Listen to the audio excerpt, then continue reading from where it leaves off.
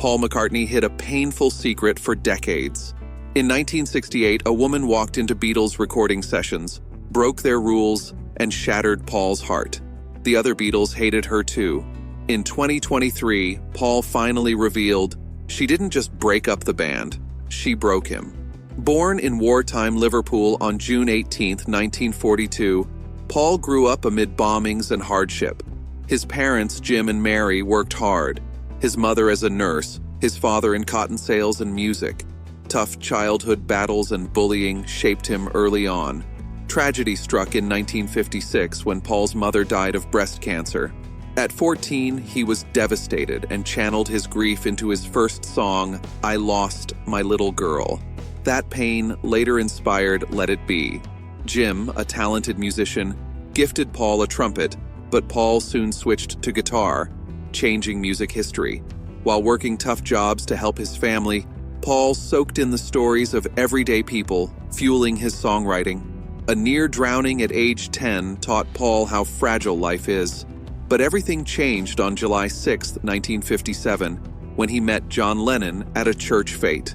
Paul's flawless performance on guitar and vocals impressed John's band, the Quarrymen, and 2 weeks later, Paul joined them. Their first gig was in October 1957, marking the start of a legendary partnership that would change music forever. Paul understood pain. He'd lost his mother the year before, and that shared grief drew him closer to John Lennon. Their music became the language for emotions they couldn't speak. By 1959, Paul and John were skipping school to write songs in Paul's bedroom, recording ideas on a cheap tape recorder. Their first song together was Too Bad About Sorrows. They filled notebooks with over 100 songs long before fame, but it wasn't all smooth. At their first Quarrymen gig in 1957, Paul froze during a guitar solo and felt humiliated. Nearly quitting, he realized he wasn't meant to be lead guitarist, leading to George Harrison joining in 1958, a pivotal change. In 1960, Paul took the stage name Paul Ramone during a rough Scottish tour. The cramped van, bad hotels, and missing billing made it a disaster, but it gave him a taste of life on the road.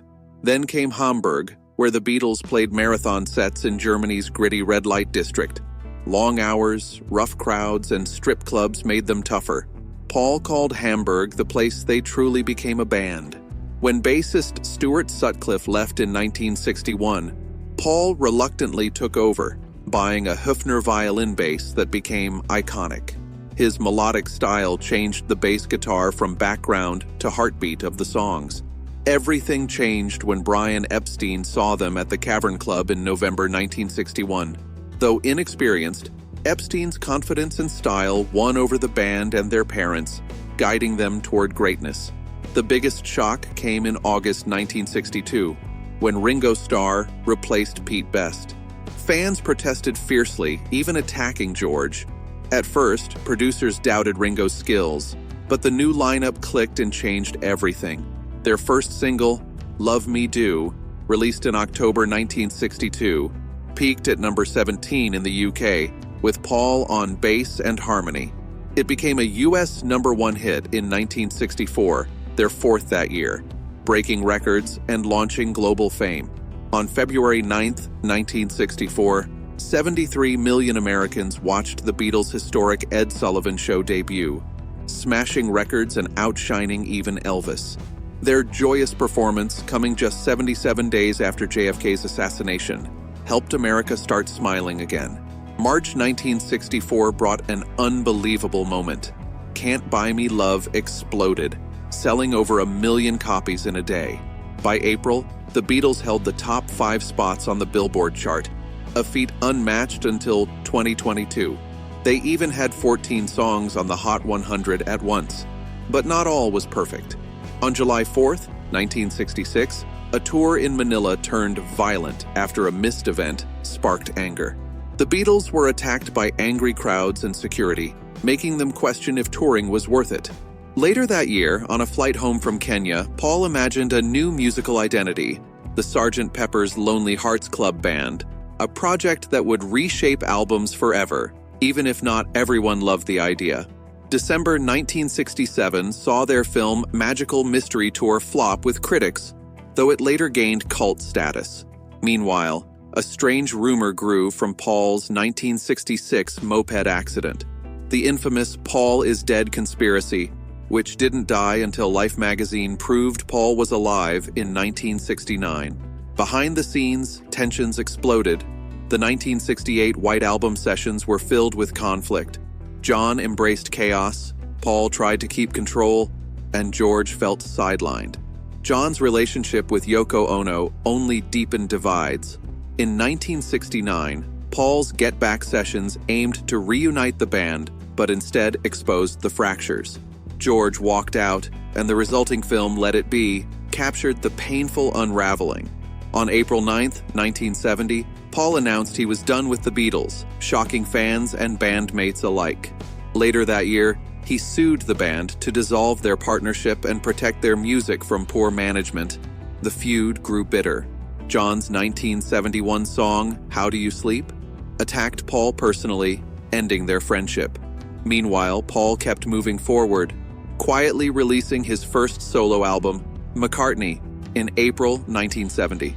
Paul's first solo album, McCartney, 1970, was recorded entirely at home, with him playing every instrument.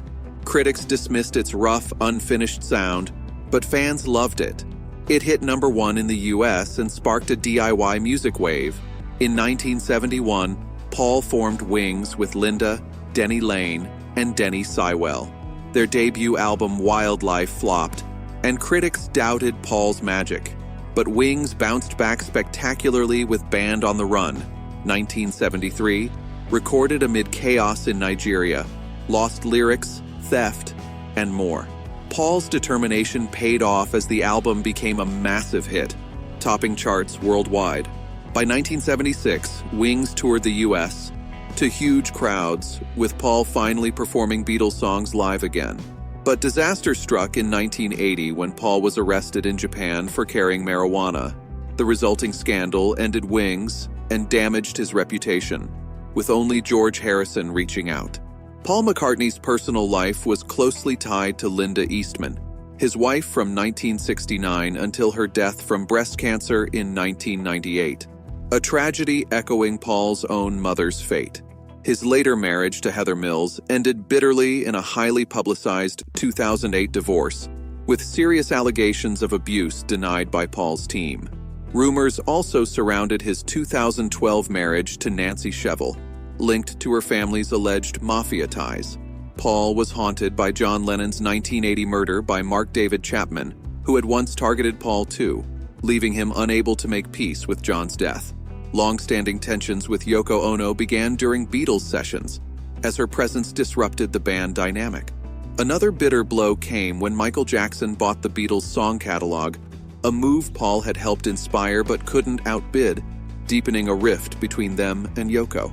Despite these struggles, Paul had bright moments.